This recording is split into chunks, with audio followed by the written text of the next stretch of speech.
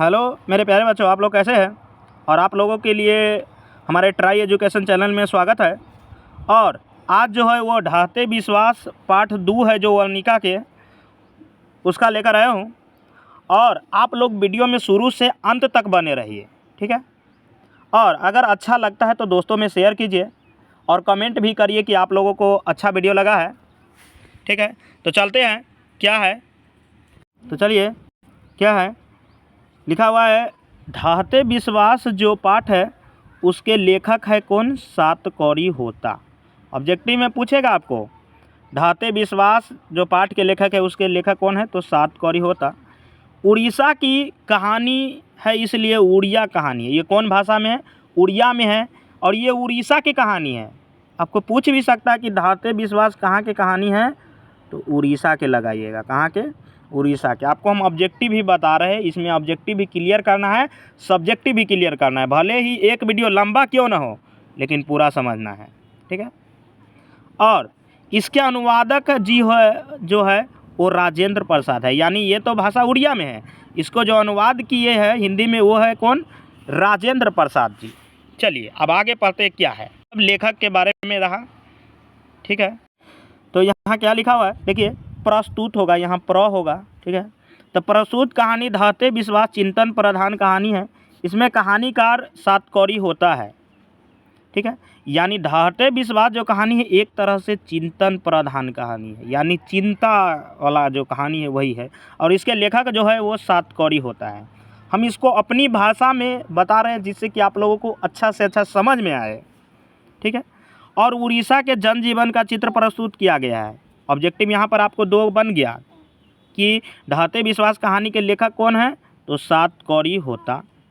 इसमें कहाँ के जनजीवन के चरित्रण किया गया है? तो उड़ीसा के। कहाँ के? उड़ीसा के। क्या लिखा हुआ है?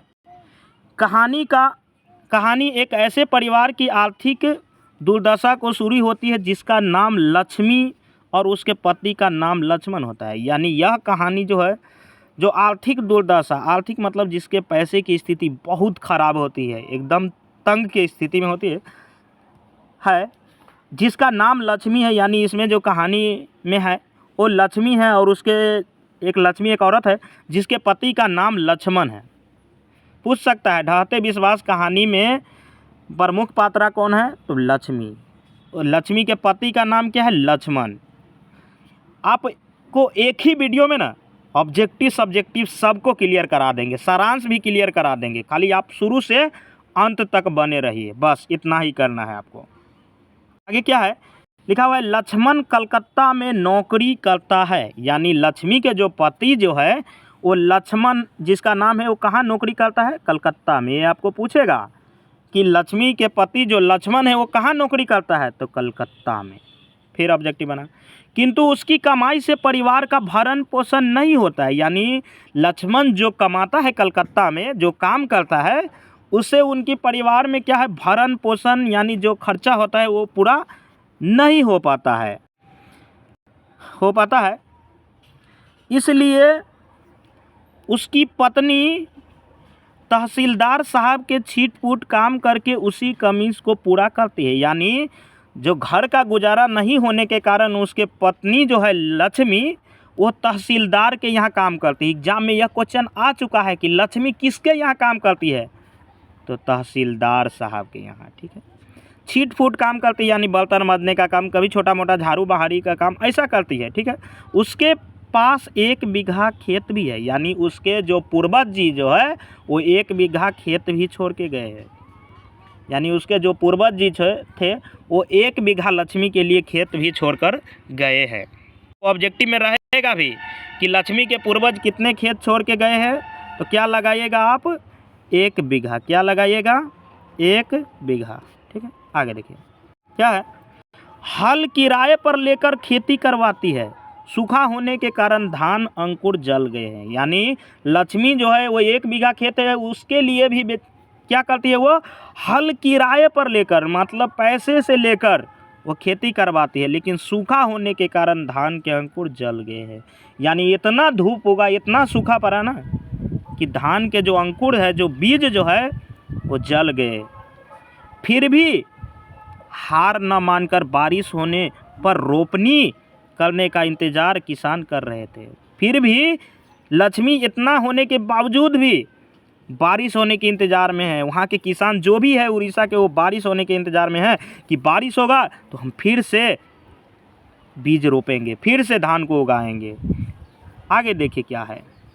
लेकिन लगातार वर्षा होने के कारण बाढ़ आने की चिंता ने लोगों की नींद हराम कर दी थी। यानी भगवान नहीं बरस रहा था तो नहीं, और वर्षा तो इतना बारिश होने लगा ना कि लोगों को चिंता होने लगी कि कहीं बाढ़ ना आ जाए। ठीक है। और लक्ष्मी का घर देवी बांध के नीचे था। पूछेगा भी आपको कि लक्ष्मी का घर किस बांध के नीचे है, तो देवी बांध के नीचे है। एक ही वीडियो में ना ऑब्जेक्टिव सब्जेक्टिव सभी को कवर करना है बस। आगे देखिए क्या है। बांध की सुरक्षा के लिए ग्रामीण युवक स्वयंसेवी दल बनाकर बांध की सुरक्षा में संलग्न है। यानी जो बांध है, यानी आपको पता होगा जब आपके गांव में बाढ़ आता है उससे पहले आप लोग क्या करते हैं, जो बांध होता है वहां जाकर निगरानी करते हैं कहीं बांध टूट ना जाए। इसलिए वहां के जो भी लोग हैं वो उस बांध के जाकर सुरक्षा करते हैं, निगरानी करते हैं। लक्ष्मी के जो बड़े लड़के का बांध पर भेजकर 2 लड़कियां के 1 साल के लड़के के साथ घर पर है। कभी कभी लक्ष्मी के बड़े लड़के का नाम भी पूछता है, तो उसका नाम क्या है, अच्युत। अच्युत, ध्यान रखना है आपको कि लक्ष्मी का बड़े लड़के का नाम क्या है, तो अच्युत। और क्या है, लक्ष्मी जो है उसके बांध पर भेज देती है, नहीं बड़े बेटे हैं उसको तो बांध पर भेज देती है, और वह अपने 1 लड़के और 2 लड़कियों के साथ घर पर बैठी है। वो घर पर भी जो छोटे छोटे बच्चे हैं उसको लेकर वो घर पर लक्ष्मी बैठी है। आगे क्या है, दलई बांध टूटने पर, यानी उसी जो देवी बांध के नीचे घर है उससे पहले दलई बांध पड़ता है। तो पूछेगा आपको किस बांध के टूटने पर, तो दलई बांध के टूटने पर क्या करती है लक्ष्मी जो है वो गाय बकरी के पगहा खोल देती है। यानी जो गाय बकरी होता है उसका पगहा यानी डोरी जो होता है उसे खोल देती है। अब केवल माँ चंदेश्वरी पर ही भरोसा है, यानी वहाँ के लोग हैं सो वहाँ गाय भैंस के पगहे को खोलकर वहाँ से भाग जाते हैं, और स्कूल पर तो कोई मंदिर पर जाके रुक जाते हैं, और सबको माँ चंदेश्वरी पर यानी भगवान पर आशा है कि कहीं भगवान हमें बचा ले। लेकिन आगे क्या होता है देखिए फिर इस कहानी में, बहुत ही दर्दनाक कहानी है, आपको देखने से ना आपको दिल पिघल जाएगा। क्या है, तो लिखा हुआ है लक्ष्मी भी आशा छोड़कर जैसे तैसे बच्चों को लेकर भाग रही थी, क्योंकि बांध टूट गया था और बाढ़ से वृक्ष घर सभी डूब रहे थे।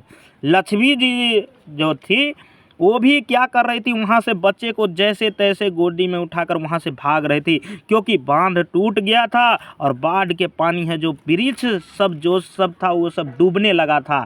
तो लक्ष्मी में अंत में वहाँ से छोड़कर भाग रही है। आगे देखिए क्या है।